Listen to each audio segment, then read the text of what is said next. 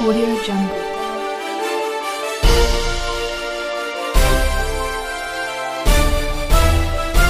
Audio Jungle.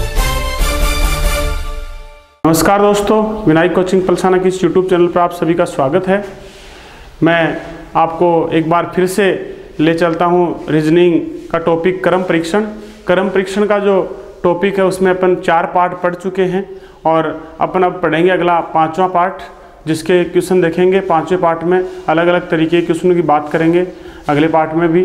और दोस्तों, मैं आशा करता हूँ कि आप सभी को जो अपने द्वारा जो चलाई गई ये क्लासें हैं रेगुलर, और जो ये चैनल चल रहा है इसमें जो लगातार आपकी क्लासें लग रही हैं वो आपको बहुत पसंद आई होंगी और आप लगातार इसको देख रहे होंगे, पढ़ रहे होंगे इससे। तो इसके साथ ही अपन आज अपना अगला टॉपिक लेते हैं दोस्तों, क्रम परीक्षण। क्रम परीक्षण में पार्ट 5 पढ़ेंगे आज। क्रम परीक्षण का पार्ट नंबर 5 पार्ट में देखो आप अपना पहला क्वेश्चन लेते हैं दोस्तों। आज का अपना पहला क्वेश्चन है, क्योंकि एक कतार में खुशबू दाएं से 10वें एवं खुशी जो प्रिया से ठीक बाईं तरफ बैठी है से बाएं चौथे स्थान पर बैठी है। प्रिया बाएं से 11वें स्थान पर है। कतार में कुल कितनी बालिकाएं हैं? तो देखो दोस्तों, यहाँ पर आप लोगों को क्वेश्चन में जो है 2 स्थितियों के आधार पर अपन चेक कर सकते हैं इसको, क्वेश्चन में कौन सी स्थिति लागू होगी। जैसे मान लो एक तो यहाँ पर क्रॉस करते हुए हो सकता है, जैसे आपको बताया गया खुशबू दाएं से 10वें स्थान पर है, तो इधर दाईं ओर से काउंटिंग करते हैं तो यहाँ तक 10 होते हैं, और ये आपकी यहाँ पर कौन है? खुशबू। तो खुशबू दाएं से 10वीं है और प्रिया का स्थान भी बता रखा है दोस्तों। तो पहले प्रिया का स्थान रखो। प्रिया बाएं से 11वें स्थान पर है, तो प्रिया है वो बाईं ओर से कौन से स्थान पर है? 11वें पे। तो प्रिया इधर से देखो बाईं तरफ से यहाँ पर 11वें स्थान पर है, तो प्रिया बाएं से 11वें स्थान पर है। उसके बाद देखो दोस्तों क्या बोल रहा है, उसके बाद में ये बोल रहा है कि यहाँ पर देखो खुशबू दाएं से 10वें खुशी जो प्रिया से ठीक बाईं तरफ है। अब यहाँ पर देखो प्रिया से ठीक बाएं ये हो जाएगा, तो प्रिया से ठीक बाईं तरफ है कौन? खुशी। तो खुशी है वो प्रिया से ठीक बाईं तरफ, यहाँ पर हो जाएगा ठीक बाएं ये हो जाएगा प्रिया का। उसके बाद देखो ठीक बाईं तरफ बैठी है से बाएं चौथे स्थान पर बैठी है। कौन बैठी है? इससे प्रिया से जो बाईं तरफ है वो चौथे स्थान पर कौन बैठी है? खुशबू। तो यहाँ से देखो बाईं ओर चलेंगे अपन, तो बाएं 1 2 3 और चौथे स्थान पर कौन बैठी है दोस्तों? खुशबू बैठी है। यहाँ पर खुशबू के लिए बोला गया है, ये आगे देखो वाक्य जो बोला गया है, से बाएं चौथे स्थान पर बैठी है। मतलब एक लड़कियों की एक कतार में खुशबू दाएं से 10वें एवं खुशी जो प्रिया से ठीक बाईं तरफ बैठी है, से किससे? मतलब प्रिया से बाएं चौथे स्थान पर बैठी है। कौन बैठी है? खुशबू बैठी है। प्रिया बाएं से 11वें स्थान पर है, तो देखो यहाँ प्रिया का बाएं से 11वां दिखा दिया अपने स्थान। उसके बाद में बोल रहा है कतार में कुल कितनी बालिकाएं हैं। अब यहाँ पर यदि कुल योग निकालना है तो देखो क्रॉस करते हुए जो क्वेश्चन आ रहे हैं उनमें मैं पहले ही बता चुका हूँ आपको किस तरीके से आप लोग कुल योग निकालेंगे। तो यहाँ पर बाएं और दाएं वाले जो स्थान है दोनों को जोड़ेंगे। दोनों को जोड़ने पर कितना योग आ रहा है दोस्तों? 10 और 11 कितने हो गए? 21।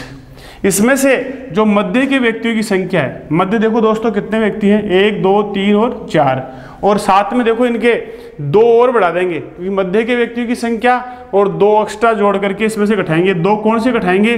जो ये दोनों स्थान हैं, इन दोनों के स्थान जो है वो 2 बार काउंटिंग हुए हैं, इसलिए इन दोनों के स्थान 1 बार घटाएंगे, तो यहाँ 1 1 2 घट जाएंगे और एक्स्ट्रा। तो 4 तो ये 2 ये 6 घटेंगे, तो 21 में से 6 घटाए तो कितने हो गए? 15। तो इस पंक्ति में दोस्तों कुल कितनी बालिकाएं हैं? 15 बालिकाएं हैं। अगर आप लोग कहेंगे सर वैसे भी तो हो सकता है इसमें कि इस तरफ से मान लो यहाँ तक कितने हो रहे हैं? 11, और इस तरफ यहाँ तक कितने हो रहे हैं? 10। लेकिन दोस्तों क्वेश्चन की जो शर्त है वो इसमें पूरी नहीं हो रही है, क्योंकि आप लोग बोलेंगे कि सर कुल योग निकालना है तो ऐसे निकालो, लेकिन ऐसा नहीं निकलेगा क्योंकि इसमें शर्तें पूरी नहीं हो रही हैं। यहाँ पर अगर अपन लेते हैं इसको प्रिया को, तो प्रिया देखो यहाँ पर प्रिया से ठीक बाईं तरफ बैठी है कौन? खुशी। तो खुशी बाईं तरफ यहाँ आएगी, और फिर बोल रहा है कि इससे बाएं चौथे स्थान पर कौन है? ये जो आपकी खुशबू है वो बाएं चौथे स्थान पर है। तो यहाँ से बाएं चलेंगे तो देखो यहाँ पर खुशबू इस जगह है, तो यहाँ पर इसके पास नज़दीक नहीं आएगी, इसलिए ये तरीका न लग करके ये लगेगा। और इसमें क्वेश्चन में आंसर कितने आएंगे दोस्तों? 15 आंसर आएंगे। इसके बाद देखो दोस्तों अगला क्वेश्चन है आपका, किंगडम गार्डन में बच्चों की एक कतार में लड़के एवं लड़कियाँ एकांतर रूप में खड़े हुए हैं। यदि बाएं से 12वां बच्चा लड़की थी एवं दाएं से 3रा बच्चा लड़का था, तो कतार में न्यूनतम बच्चों की संख्या कितनी होनी चाहिए? देखो दोस्तों यहाँ पर बोल रहा है एक गार्डन में लाइन में खड़े हैं लड़के और लड़कियाँ, और इन लड़के और लड़कियों के जो लाइन में खड़े होने का जो तरीका है उसमें बताया है कि भाई इसमें यदि बाएं से 12वां बच्चा क्या है, लड़की है।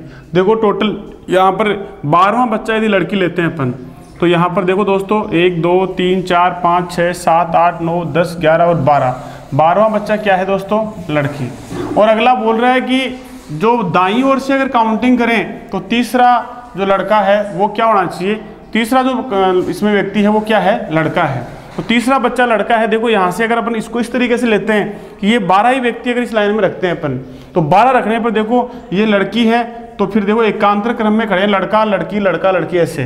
तो यहाँ से देखो लड़की के बाद में ये आ गया लड़का, फिर ये आ गई लड़की। तो तीसरा देखो 1 2 तीसरा दाएं से कौन हो गया, यहाँ पर लड़की है तो यहाँ लड़का और यहाँ पर क्या हो गई, लड़की। जबकि क्वेश्चन की शर्त क्या है, तीसरा बच्चा क्या था, लड़का था। तो यहाँ पर अपन एक और बढ़ाते हैं और यहाँ पर लेते हैं लड़का, क्योंकि लड़की के बाद फिर लड़का आएगा। तो यहाँ से देखो लड़का फिर लड़की, फिर यहाँ क्या आ जाएगा दोस्तों, लड़का। तो न्यूनतम संख्या पूछ रहा है अपने को। यहाँ से बाईं ओर से शर्त यह है कि बाईं ओर से 12वीं तो क्या होनी चाहिए, लड़की, और दाईं ओर से काउंटिंग करें तो तीसरे नंबर क्या होना चाहिए, लड़का। तो देखो दोस्तों 12 तो होंगे नहीं इसमें, क्योंकि 12 से तो अपन ने पहले चेक किया तो अपना आंसर आया नहीं, क्योंकि तीसरे नंबर पर यहाँ लड़की आ रही थी। जबकि यहाँ पर एक 13वां लड़का लेते देखो अपना दाईं ओर से तीसरा कौन आ जाता है, लड़का। तो इसलिए इस पंक्ति के अंदर जो लड़के और लड़की हैं उनकी न्यूनतम संख्या कितनी होगी दोस्तों, 13, क्योंकि 12 तो यहाँ तक हो गया, एक ये ले लिया अपन ने, 13 हो गया। तो इस क्वेश्चन का आंसर होगा दोस्तों क्या, 13। इसके बाद देखते हैं अगला क्वेश्चन है आपका। कक्षा में विद्या शीर्ष से 7वीं रैंक पर है, दिव्या मेगा से 7 रैंक आगे और विद्या से 3 रैंक पीछे है। सुषमा जो कि नीचे से 4थे स्थान पर है, मेगा से 32 रैंक पीछे है। कक्षा में कितने विद्यार्थी हैं, ये अपने से पूछा जा रहा है। तो दोस्तों देखिए आप लोग, यहाँ पर अपन हल करेंगे क्वेश्चन को, तो कैसे हल करेंगे, शीर्ष से स्थान बता रहा है, तो यहाँ पर बोल रहा है किसका है, विद्या का स्थान शीर्ष से बता रहा है। तो अपन शीर्ष से मतलब आगे से काउंटिंग करेंगे तो यहाँ तक कौन, विद्या का कौन सा स्थान हो जाएगा, 7वां स्थान किसका है, विद्या का। तो विद्या से आगे कितने हो गए, 6। उसके बाद देखो दोस्तों, इसके बाद बोल रहा है दिव्या मेगा से 7 रैंक आगे है। दिव्या मेगा से, अपन ने मेगा को यहाँ मान लिया, तो दिव्या जो है मेगा से 7 रैंक, 1 2 3 4 5 और 6 और 7। तो यहाँ पर कौन है, दिव्या।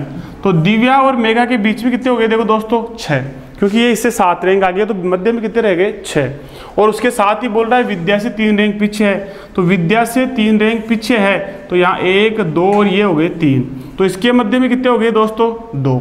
फिर बोल रहा है देखो आगे, सुषमा जो नीचे से 4थे स्थान पर है, सुषमा जो नीचे से कौन से स्थान पर है दोस्तों, 4थे स्थान पर, नीचे से इसका 4था स्थान है। इसका मतलब यहाँ पर सुषमा और ये यहाँ जो फर्स्ट है स्थान, यहाँ से दोनों के मध्य में देखो, या फिर इसके पीछे पीछे देखेंगे तो अपन कितने हो जाएंगे, 3। और सुषमा खुद कौन सी है, 4थी।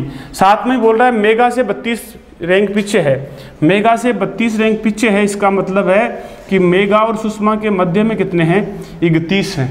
मतलब मेघा और सुषमा के बीच में कितने व्यक्ति हैं, 31, और खुद सुषमा कौन सी हो जाएगी, यहाँ से यहाँ तक काउंट करेंगे तो 32वीं। तो इस प्रकार से अब कुल योग ज्ञात करना है, तो कुल योग ज्ञात कर लो दोस्तों। इसमें देखो 3 यहाँ तक पीछे हैं, तो सुषमा तक कितने हो गए दोस्तों, 4, प्लस 31 इन दोनों के मध्य में है, तो मेघा खुद को भी काउंट कर लो, 31 रे कितनी हो गई, 32, तो प्लस 32।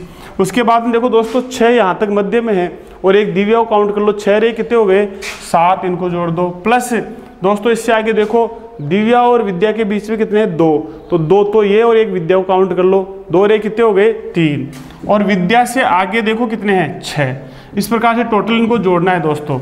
32 और 4 कितने हो गए, 36, 36 और 7 दोस्तों कितने हो गए, 43, 43 और 3 हो गए कितने, 46, 46 और 6 दोस्तों कितने हो जाएंगे, 52। तो यहाँ पर इस कक्षा में कुल कितने विद्यार्थी हैं दोस्तों, 52 विद्यार्थी हैं। इस प्रकार से आपका आंसर होगा इस क्वेश्चन का 52। उसके बाद अगला क्वेश्चन देखते हैं। अगला क्वेश्चन है दोस्तों आपका, एक पंक्ति में विजय सामने से 14वां और जैक पीछे से 17वां है, जबकि मेरी विजय और जैक के बीच में है। यदि विजय जैक से के आगे है और पंक्ति में 48 व्यक्ति हैं, तो विजय और मेरी के बीच में कितने व्यक्ति हैं।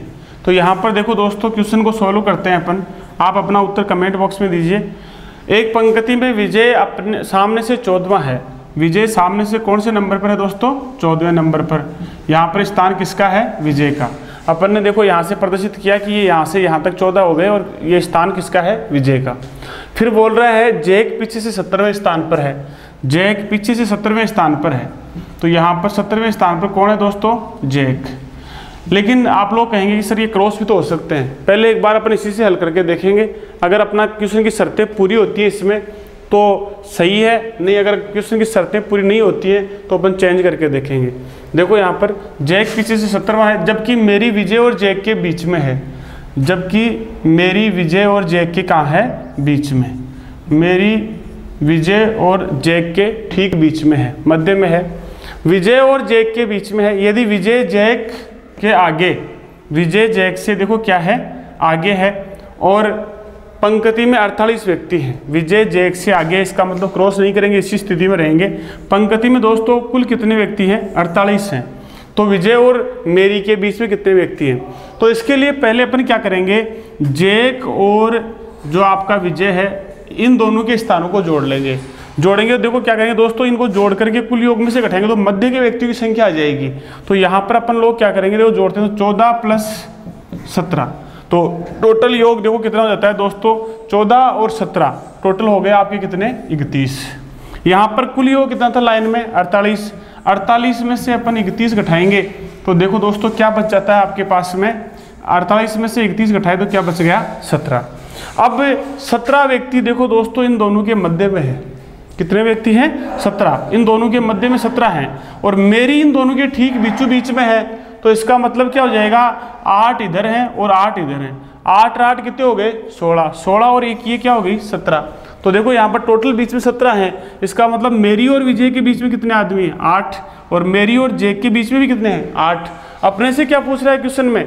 विजय और मेरी के बीच में, तो विजय और मेरी के बीच में दोस्तों कितने हैं? 8। तो इसलिए इसका आंसर क्या होगा अपना? 8 हो जाएगा। इसके बाद देखो दोस्तों अगला क्वेश्चन है आपका, में उत्तीर्ण छात्रों में मनीष आगे से 18वें स्थान पर है, तब पीछे से 23वें स्थान पर है। यदि परीक्षा में 4 विद्यार्थी अनुत्तीर्ण हो गए तथा 6 विद्यार्थी अनुपस्थित रहे तो बताइए कक्षा में कुल कितने विद्यार्थी थे? देखो दोस्तों इसमें बोल रहा है कि छात्रों जो कक्षा में उत्तीर्ण छात्र थे उनमें मनीष का स्थान आगे से कौन सा है? 18वां, और पीछे से कौन सा है? 23वां। तो अपन दोस्तों सबसे पहले उत्तीर्ण जो छात्र हैं उनकी संख्या निकालेंगे। तो उत्तीर्ण छात्र कितने हो जाएंगे? देखो उत्तीर्ण छात्र निकालने के लिए वही सूत्र लगेगा अपना T = R+L-1, मतलब टोटल निकालने के लिए आगे पीछे से या दाएं बाएं से स्थान जोड़ेंगे। तो आगे से स्थान दे रखा है 18वां और पीछे से दे रखा है कौन सा? 23वां। माइनस क्या कर देंगे दोस्तों? 1। 18 और 23 को जोड़ देंगे।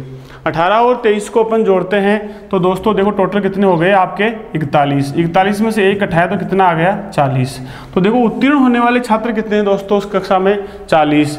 फिर देखो यदि परीक्षा में 4 विद्यार्थी फेल हो गए, अनुत्तीर्ण हो गए, तो यहाँ पर देखो 40 तो कुल थे ही पास होने वाले, प्लस 4 विद्यार्थी कौन से हो गए?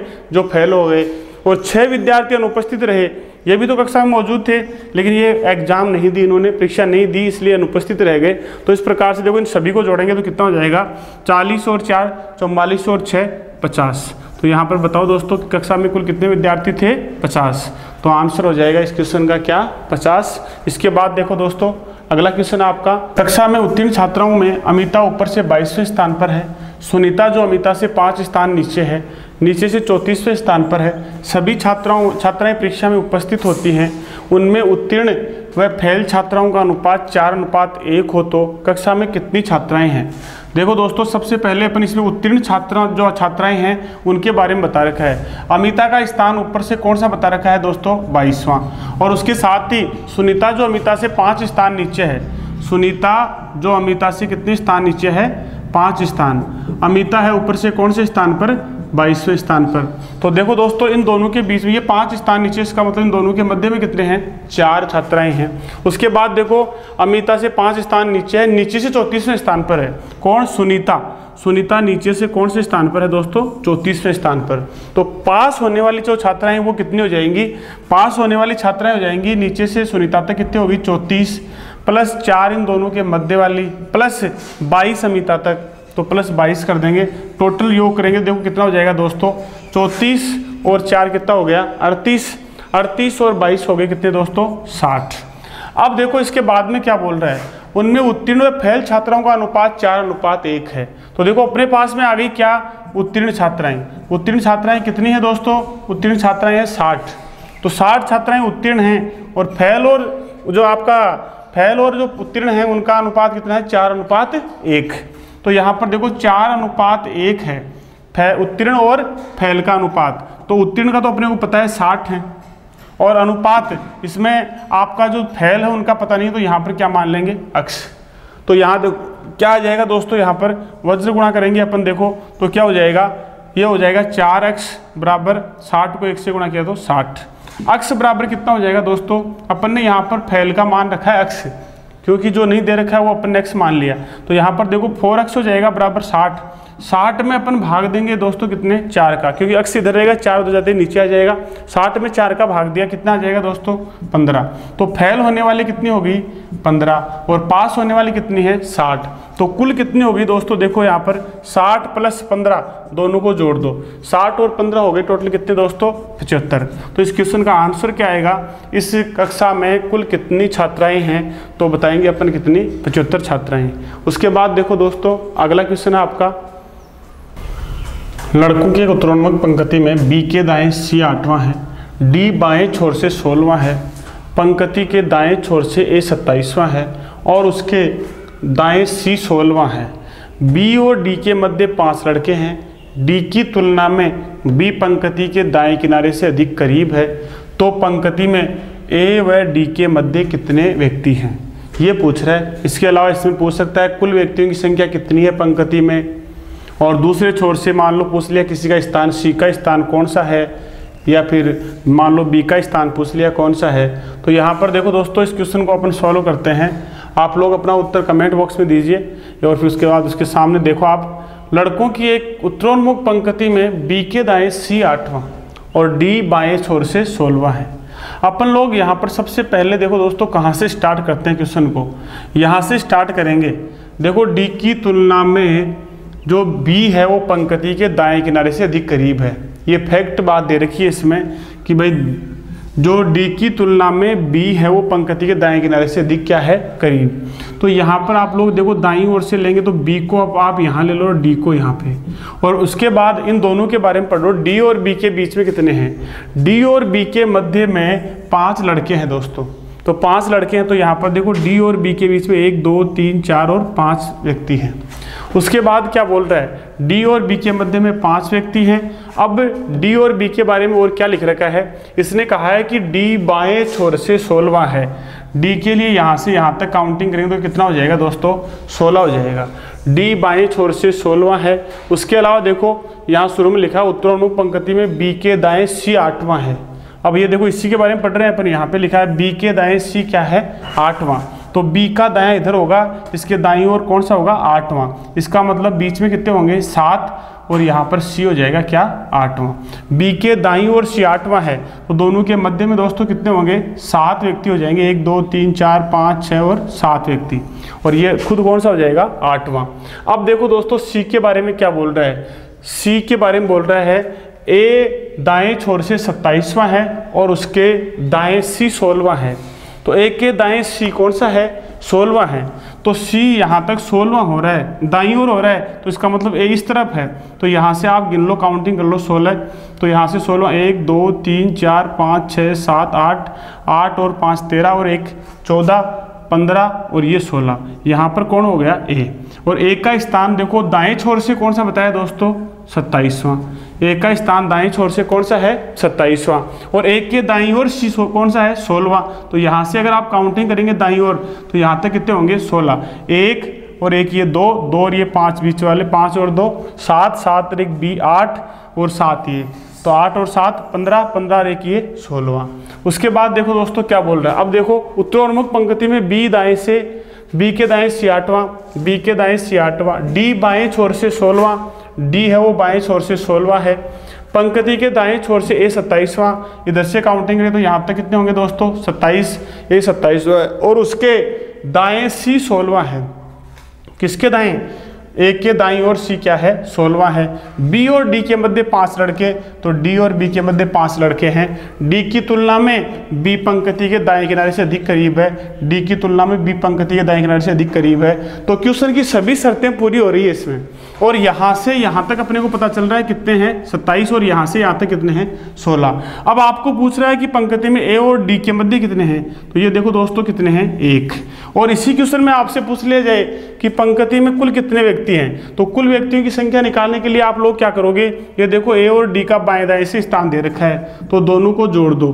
प्लस उसमें से देखो क्या करेंगे, उसमें से माइनस क्यों क्रॉस कर रहे हैं, क्रॉस करेंगे तो बीच का व्यक्ति और प्लस 2 और घटाएंगे, तो बीच का व्यक्ति 1 है और 2 ये, तो 2 और 1 3 घटाएंगे।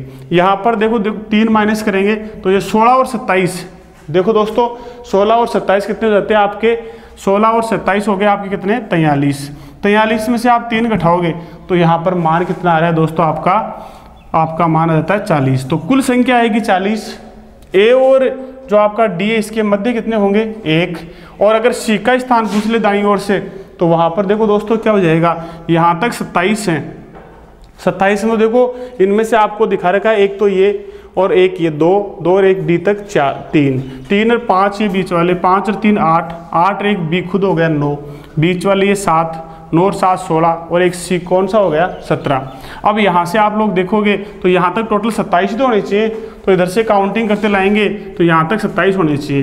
तो ये देखो 1 2 3 4 5 6 7 8 9 10 11 12 13 14 15 16 17 18 19 20 21 22 23 24 25 26 और 27। तो ये देखो कितने हो जाएंगे, इसका स्थान 1 2 3 4 5 6 7 8 9 10 11, तो सी का स्थान बाईं ओर से कौन सा हो जाएगा 11वां हो जाएगा। तो इससे कई प्रकार से क्वेश्चन पूछ सकता है आपसे, और आप लोग यहाँ पर उत्तर इस तरीके से देंगे। देखो दोस्तों, तो इस क्वेश्चन का आंसर जो पूछा है आपको वो क्या आएगा, 1 आएगा। जिन्होंने एक आंसर दिया उनका सही है, बाकी सभी गलत हैं। उसके बाद देखो अगला क्वेश्चन है दोस्तों आपका, अगला क्वेश्चन दोस्तों तुलनात्मक क्रम परीक्षण से है। तो इसमें देखो सुरेश अनिल से भारी है, लेकिन इतना भारी नहीं जितना कि राजू है। अनिल जयेश से भारी है, कृष्णा सुरेश से भारी है, लेकिन राजू से हल्का है। इनमें सबसे भारी कौन है? इसमें दोस्तों कभी पूछता है सबसे भारी कौन है, फिर पूछता है कई बार सबसे हल्का कौन है, इनके मध्य में कौन सा आएगा, इस तरीके से अपने से क्वेश्चन पूछता है। तो यहाँ पर देखो सुरेश अनिल से भारी है, सुरेश है वो किससे भारी है, अनिल से भारी है। तो अनिल को अपन नीचे रखेंगे और सुरेश को ऊपर। उसके बाद लेकिन इतना भारी नहीं जितना कि राजू है, तो इसका मतलब राजू सुरेश से भी क्या है दोस्तों, भारी है। राजू सुरेश से भी भारी हो जाएगा। उसके बाद क्या बोल रहा है, अनिल जयेश से भारी है। अनिल है वो किससे भारी है, जयेश से भारी है।